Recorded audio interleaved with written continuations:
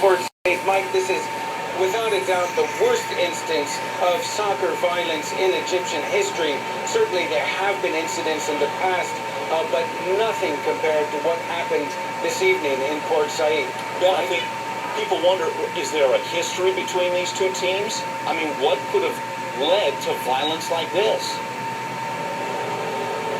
Well, it's really difficult to say at this point what exactly led to this scale of violence, but certainly the Cairo team, known as El Ahly, is a team that has some very dedicated fans. In fact, there's a small core called the Ultras who go to these games with the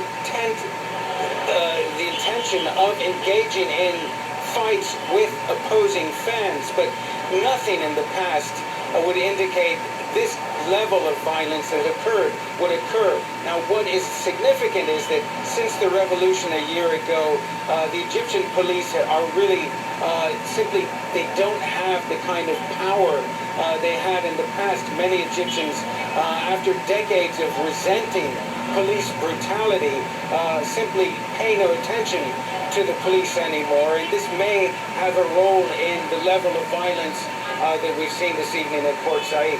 All right, hospitals and medical personnel, are they able to handle this, or are they overwhelmed, Ben?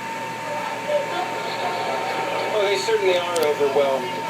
Just the indication of 90 ambulances on the scene when you have more than 70 dead, around 200 wounded, and these are just initial figures. Oftentimes in Egypt, when you have a disaster of any kind, the authorities take a long time to get organized, to try to reestablish order, and there's no question that the hospitals in Port Said are utterly overwhelmed.